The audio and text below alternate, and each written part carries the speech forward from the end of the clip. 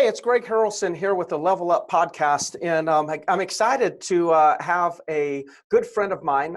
Actually, I've got two good friends of mine, on the show with me, Brendan Payne and Jeff Quintin. A lot of you know that Jeff and I have a long history together, have been hanging out for probably 20 years in this whole real estate space, and we were really both kind of cut from the same cloth. A lot of times, Jeff and I can talk about, the real estate industry and finish each other's sentences. So we have similar styles, yet different styles. We have similar scripts, but different scripts. And then, of course, Brendan, my partner, co-host of the Level Up podcast and great agent himself, is also kind of learned the same way Jeff and I have. So we want to talk about price reduction. So this is kind of a single focused podcast doing a deeper dive in the subject of podcast. And it's coming to us, or the idea of having this subject is really, Jeff and I were kind of going back and forth with texting, and we've had to coach this within our operations. And we says, hey, why don't we go ahead and just talk about this on a podcast, do a deep dive. It sounds like a lot of people need this information. So with all that set up, thank you, Brendan. Thank you, Jeff, for being here. Let's just go ahead and dive right into the conversation. Where do y'all want to start? Well, I guess when originally by the way, thank you, Brendan and Greg, for having me on. Yeah, of course. So I guess originally what starts is one of the things we do at our team is I teach a script master class, right? So where I want our agents to become script certified. But inside of that, we talk about the just sold, the just listed, expires for sale by owners, pre-qualification, their listing presentation, the whole thing. But we don't have really in the class itself a price reduction class. And I think this right now we can go on the next 10. We can go on for hours about just reductions. But looking at the marketplace, I think this is one of the critical skills. It's easier, I think, to get a listing than it's sometimes to get a price reduction, right? Mm-hmm. Yes, it is hard, right? Yep. Because it's resistance. It's hard. It's having that conversation. It's having resisting? Who's resisting, Jeff? I think both the agent and the seller, right? Okay. So resistance on both sides. Yeah. So when you have resistance on both sides, think about it. You got who's going like this resistance all of a sudden, in the transaction. And, unfortunately, many of us agents out there are reluctant to have these conversations because, unfortunately, many times it's conflictual, right? It's conflict. They want a certain price. You see the market differently, and now you have to deliver the news. And sometimes that doesn't work so well. So anyway, we did in our script master class. I really haven't designed this portion of it. I said, you know what? I got to train our agents on this. That's how I think my thought was, and said, that's good. Let's talk about reductions. That's awesome. And the art of a reduction, because I believe it's an art. So let me actually jump in. Maybe this will get us starting to talk a little bit more specifically about the skills and the art of it. So I actually would say, Jeff, I think your script mastery class absolutely is giving them the skills, but maybe they're not clear on how. My opinion is the reason there's resistance to reduction conversations is because most of the time the agent, if they're resisting the reduction conversation, they didn't have a good listing appointment. And when they didn't have a good listing appointment, they typically didn't have a good listing appointment because they didn't develop the skills to have a pricing conversation in the listing to get it priced correctly. So therefore they go back and they lose credibility when they have the reduction conversation. The biggest skill in a reduction conversation is the listing appointment. And whether or not you get it priced right correctly, then you're not talking about a reduction, it sells. Or you go back to them and you maintain credibility. We listed it higher, but you future pace them for what's going to happen. You think am I seeing that right? Yeah, no, I totally agree. I think that, the price reduction needs to begin at the listing presentation and even prior to that with future pacing them of what it will look like.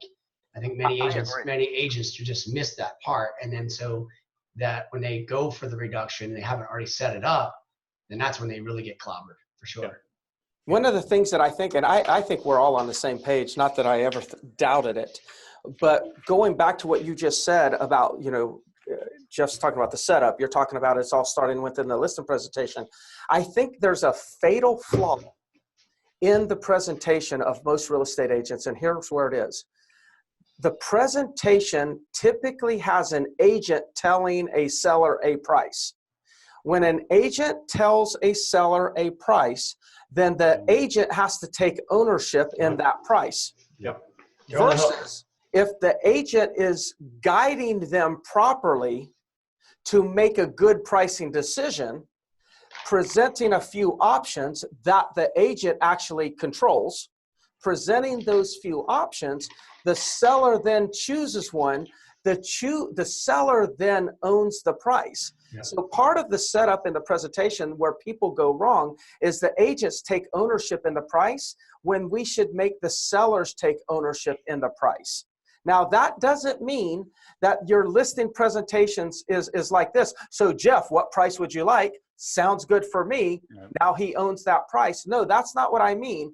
We're controlling the pricing presentation, putting Jeff in a position to choose one of our options, and therefore he then owns the price, which later on in the price reduction conversation that comes about 21 days from now, I can say, hey, Jeff, remember when you chose to put your property on the market at $389,000? I'm now reviewing the activity. I'm reviewing the activity and how the market's responding to your price. Obviously, we're not getting that much activity. I'd like to open up a conversation and talk about some options on how we can increase activity. Now your price reduction conversation can start. That's so good, for sure. That's what we've learned as well, is being able to provide them the options and also making sure in the beginning that, you know, we're not owning it, the market's determining it. We're just interpreting what the market is so that we're not blamed for it, right? And then giving those options. And then ultimately, if they pick a different option than where we wanted, we can always go back later and say, well, remember that option that I shared with you and made a suggestion on? I'm making it again based upon your time and your motivation. Yeah. So it's a setup, setting it up. Yeah, I remember my dad always said this, and I don't know if he got it from somebody else, that there's three people in the conversation. There's the agent, there's the seller, and then there's the market. And you actually have to speak as if the market's a third person. Like an example would be, instead of me saying, hey, I think you need to adjust your price to blank, it's, hey, the market's talking to us. The market basically says, you need to adjust the price to blank. So therefore, if they get mad at somebody, they have to get mad at the market, because we're shifting the ownership of that statement to the market. We're just the interpreter, as you said, Jeff. Yeah, no, for sure. I think that's well, and that's all about presenting and scripting it right? You know, the market has rejected your price, not me. Like, the market's rejected it. Right? Yeah. The buyers agents, and the market are all telling us this is what we need to be. They're all telling us this, not me. The buyers agents, and the market are sharing with us the feedback. It's telling us to make an adjustment to blank, right? Whatever that may be. You know, I recently just heard one too, and I've been using this, our team has, which is pretty cool, is, you know, we also go back and say that the days on the market is the death of the price. Days on the market is the death of price, or days on market is the enemy of your equity, right? Right. So just days, blaming on days on market and again, putting the market in there, right? Some sort of that kind of twist on it. Yeah. But ultimate, getting it away from us and going back to the market, you know. Yeah.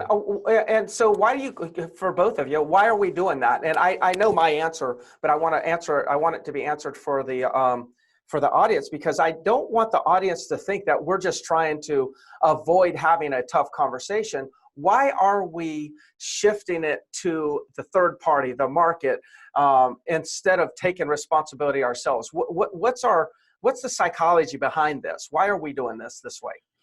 Well, I can say, this is one of the things that I go over with the agents all the time is understand what you are responsible for and what you aren't responsible for. Can you control when a buyer comes in and writes a contract on that house? No. Can you control when somebody else down the road has 3 other homes that sell similar homes for less? Can you control whether or not they're qualified? Own the things that you can control. But when you're sitting across from that person, seller, they're trying to do whatever they can at that point to get that listing. And they use language like, my job is to sell your home. No, it's not. You start right there you're going off the wrong foot. My job is to sell your home. That's not your job. Your job as the agent is to take the information, help them interpret it, come up with a strategy that's going to get exposure. And we're all speculating when we list a property. Well, you've got hardwoods, you've got granite, you've got all the nice things. It's really nice. Let's go here. It's all speculation. The people that make the decision are the gigantic group of the general public that are all looking to buy homes. And when it's sitting for a while, we know that, we missed it. Mm-hmm. So sure. What are some of the tougher, if we're thinking from the agent's position, what are some of the tougher objections or questions that a seller may ask the agent in terms of the price reduction conversation? Like, for instance, I know one, like agents will fear. So I'm thinking if we could bring up some of these fears, then we could maybe each kind of share some little scripts and dialogues that people can take away from this podcast. And one of them is, you told me the price. Well, you're the one that set the price, and now you're going to tell me 30 days later I need to reduce it when you're the one that set the price. I think that agents fear that one, right? Yeah. They should if they told them the price. Well, 99% of the agents are. So let's go ahead and help them. Like, hopefully after this podcast, they'll no longer do it. But if somebody's got inventory that they've done it this way, we could share with them, hey, here's a script that you could use. Mm-hmm. Well, one of the things that I think off the bat is we need to own that if we did do that, right? Yes. So we need to own it. And when we go to a seller and they say, well, you're the one who suggested this price, and now you're coming back and asking me to reduce it again or reduce it down, right? I think the very first in the beginning, you gotta come off and say, you're right. I did. And guess what? I made a mistake. Yep. I made a mistake. And you know what? At the time, the market was telling me it should be 389.9. And that's what I thought it was. And yet right now, based upon the market, number of homes have sold, the inventory, what's closed, the market's now telling me that the last couple sales similar to yours are now 375. And so the market's telling me with an adjustment that I did make a mistake, but yet, part of our customer service, I'm always going to study the prices in homes every day and become an expert. And I want to now tell you the truth. And the truth right now is that you need to be at 379.9, right? But number one is I'm going to go out and I'm going to apologize and I'm going to own it. Yeah. Because if you don't, otherwise we're going to run around, right? Well, I know I told you that, but the feedback is this, and this is what you didn't paint the house like you said you were going to, and the lawn looks like crap. You just start going to all these other than saying you're right, I made a mistake. Yeah, that's good. Yeah. So what I like is how instead of reacting and then reacting defensively, oh, you didn't paint the house, and I know, but this happened, and it was the holidays, and instead of becoming defensive like that, which you're just rambling and rambling, looking like you have no confidence, no authority, and they're just going to jump all over you on that. You took a little bit more of an offensive approach. Now, you didn't go and attack them either, but by taking ownership and acknowledging, that you did do what they actually said, it kind of takes away their power over you. Yeah. Because they're probably thinking, okay, I'm going to tell him this. They're like thinking, well, when I finally talk to Jeff, this is what I'm going to tell him. And then you just kind of like knock the legs out from under them. And then now you're just in a normal conversation. I know one of the things that I use, Brendan, why don't you just say that objection to me? Sometimes that helps me get in a more of a role-playing mode. Which and then one? I'll kind of, the one of the, you're the one that kind of told me the price. Hey, Greg, I appreciate you calling me, giving me an update. And I know reducing it would probably make your job easier, but you're the one that set the price on the property. You know what? I tell you, I want to start off by saying I really appreciate you bringing that up, because I acknowledge that I'm the one that set the price and kind of suggested this. And if I didn't say it, I should have said it. Just remember, pricing is a snapshot in time. When we started talking 45 days ago, what you didn't know before I walked in your house is I actually took a snapshot with my Polaroid camera of the market. And I looked at that picture and I studied it. And based on what I saw in that picture, I still stand behind the price that I suggested.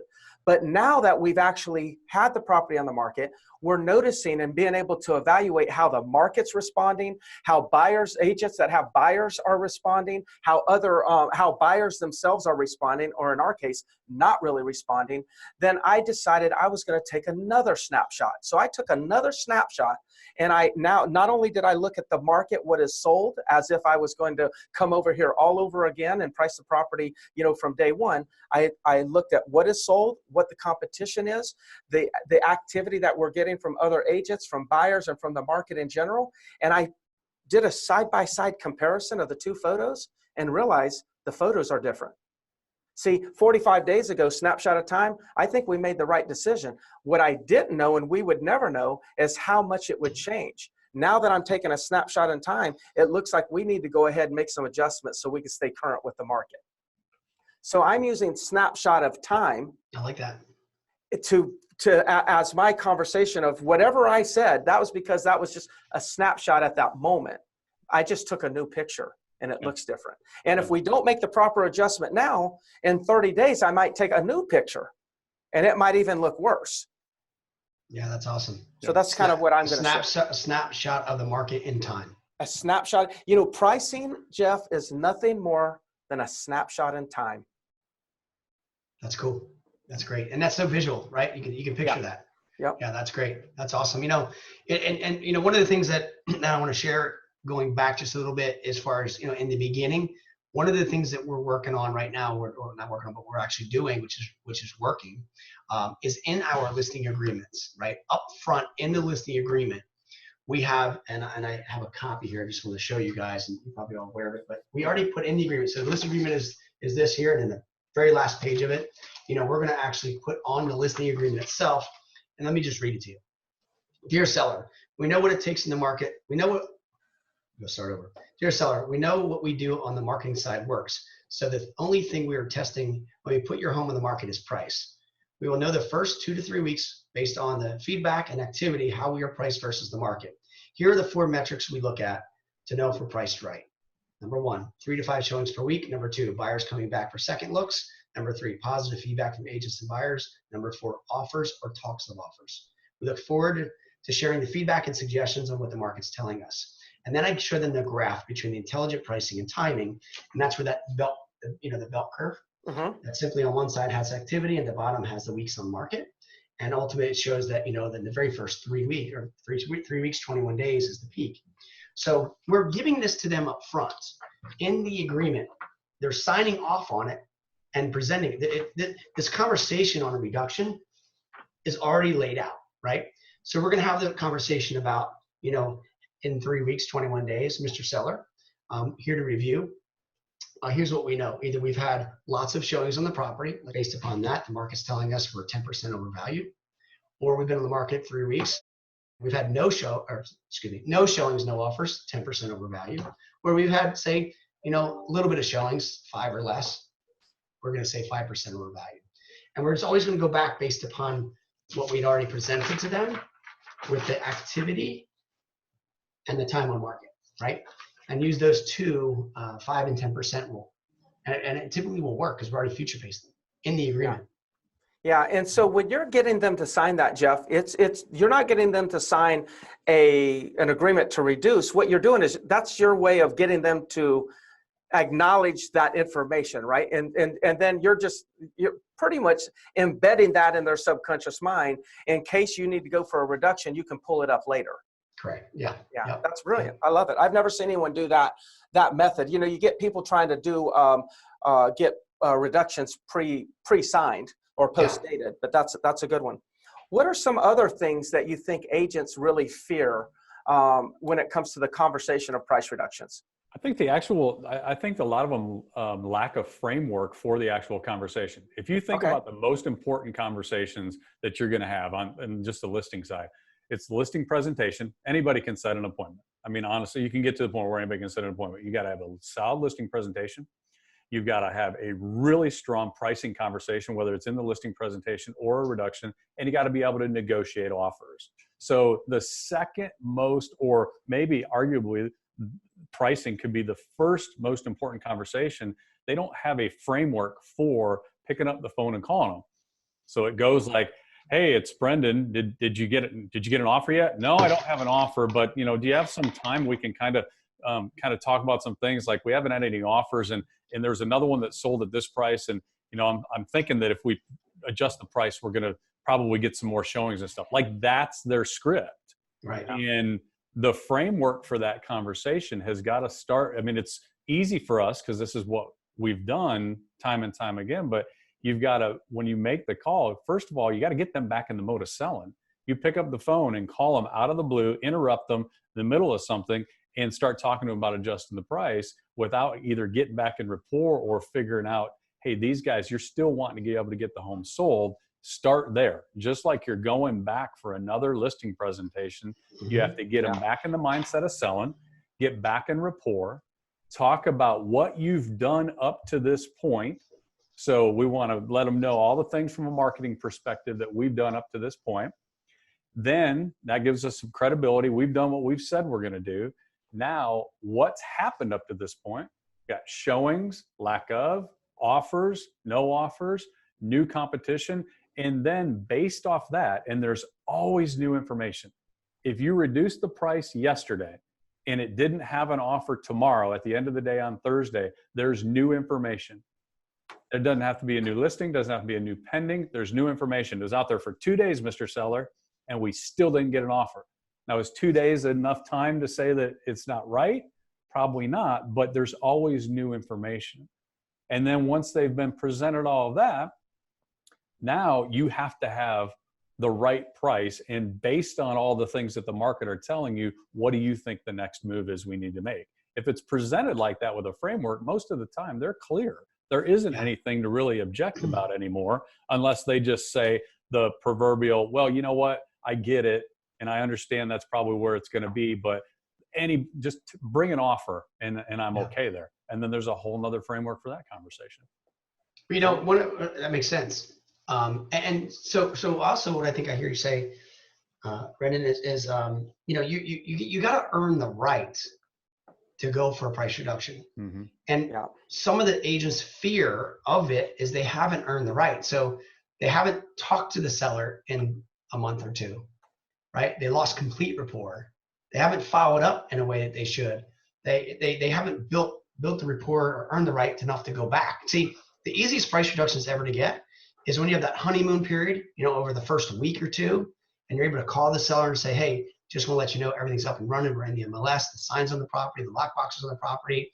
Our listing coordinators will call you from time to time and ask for different insurance information, utility information, furniture inventory if it's all furnished. You're going to future pace them, right? Call them in another week. Just want to touch base with you. Did you see that feedback, or if there was feedback or no feedback, or just let them know that, hey, this is just what happened, right? By just even leaving a message for them, just letting them hear from you, so that when that 21st day comes, they know that you've already done all of these little things along the way. It makes it so much easier. Yeah. So much easier when you've earned the right for it. If you haven't earned the right, it's starting all over again. It's starting all over again. And it's hard at that point. You're not going to get it. Well, can I bring up an assumption that I think too that is missing for some of when agents are having these conversations? We talk a lot about figuring out time frame. Price and time are directly related. So we want to find out what's their time frame that they really want to get it sold. I'm telling you, in most markets right now, my belief, my hallucination is that when you're asking a seller what's their time frame and they're telling you 60 to 90 days is okay, I don't have to sell, that's a great question. Get them to answer it. But at the end of the day, if they are not believing they are going to be sold when they're on the market after 3 weeks, they are either one, looking for a different agent, or two, you have an unmotivated seller because they really are like, if it sells, it sells. If not, it's no big deal. By 3 weeks in, they've had pictures. They've probably had a couple showings. They're getting annoyed with those. They are talking to every friend, because as soon as you put your house in the market, it's just like buying a car. You talk to everybody else who puts their house in the market, and then they're hearing Bob and Sue had their home under contract in 2 days with so-and-so. And so all this stuff starts compounding, and they're going, what is going on? And so maybe they originally thought 90 days was okay with them, But if you're getting past 30 days with no offers, you have an unmotivated client, or you have someone who is trying to find a different agent. Yeah, their confidence week by week is just starting to go down for sure. Yeah. And I think, on that curve, and if you notice, Jeff showed, you showed that curve, and the activity starts to go down around after 3 weeks. If you noticed before Jeff even showed that little curve, that chart, if you notice when I was role playing, I actually said 21 days. Right. And so it's very important. The key with that is, and what the audience needs to hear here is, if you wait 2 months before you go for the first price reduction, the hole that you've dug for yourself is much deeper. To climb out of that hole and get them to agree to an adjustment, because they're thinking, oh, why didn't you tell me this already? Why did you wait so long? Did it take that long to figure this out? Yeah, right. To figure this out. So they're losing confidence in you. So you want to make sure that you go in there at 21 days. And also the way that curve works, 21 days at the peak, instead of it going down in 30 days, at 30-day mark, it's like this, this is day 1, week 1, week 2, week 3, price reduction, week 4, week 5, week 6. See how it's like keeping a balloon up in the air. Yeah. You actually will have 6 weeks of solid activity if you'll do the reduction on the 21st day. Yeah, no, for sure. And what's also, I think, important is that if you haven't future paced them on what the number will look like, or amounts of some sort, if you go back to them on the beginning and that seller says, I hear what you're saying, but you want a $20,000 reduction from me, and I know that's what you're saying, but how about we just try it right now for the next 2 weeks? I'll go down 5,000, right? And you got to make a choice right now as an agent. Do I take the 5,000? What we've learned is that if you don't get it in the first time where you want it, when you go back 2 weeks later and try to get the remaining 15, it's going to be really hard. Yep. Really hard. So sometimes you have to turn down the first reduction. Yes. So you need to go back later to get the full reduction.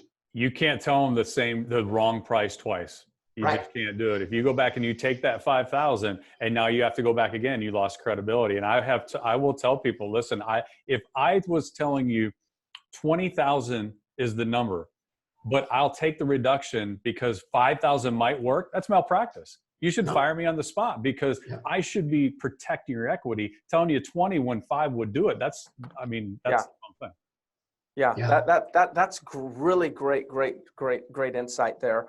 The other thing is that I can just piggyback, and I haven't said that, so it's interesting that you brought that one up.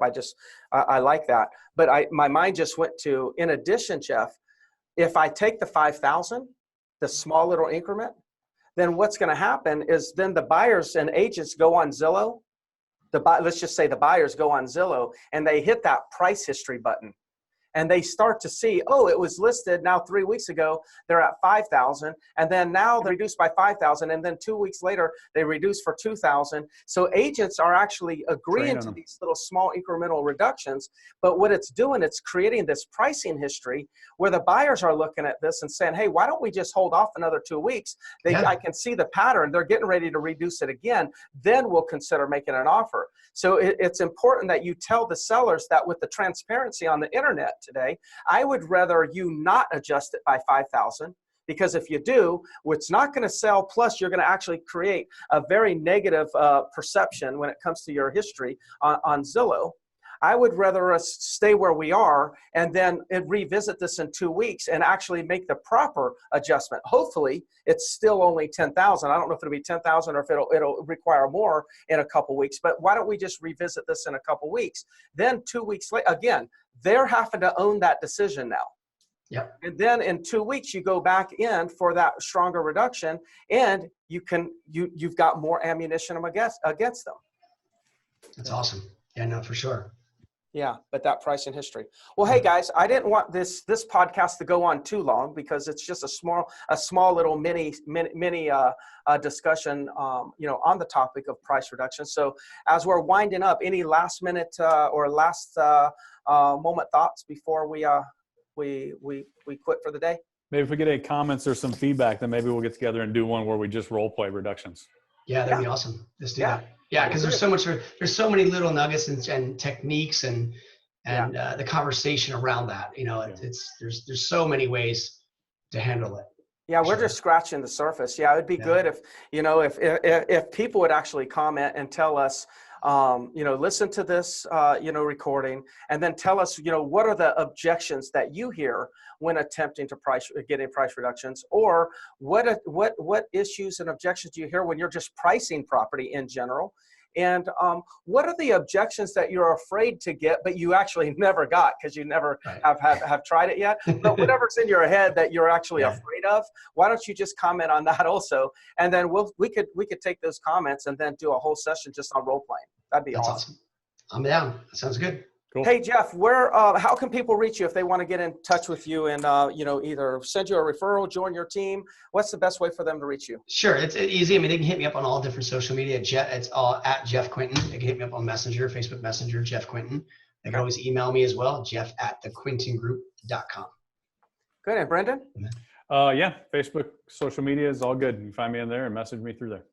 Well, awesome. And I'm the same thing. If you want to reach out to me, ask me any questions, if you have topics that you would like us to cover, and even mini topics, if you want us to do deep dives, on certain subjects, I am sure that Brendan and Jeff would just be willing to jump on at any time and just do these. We actually enjoy these quite a bit. So reach out to me on Facebook Messenger, Greg Harrelson, and don't forget to hit subscribe and make sure that you're getting notifications of when these episodes are coming out, as well as leave a review. Give us a review. It just helps us get more exposure. More exposure gives us even bigger guests, and which allows you to have better information. So until the next time, we'll talk to you soon. Bye-bye. Thanks so much.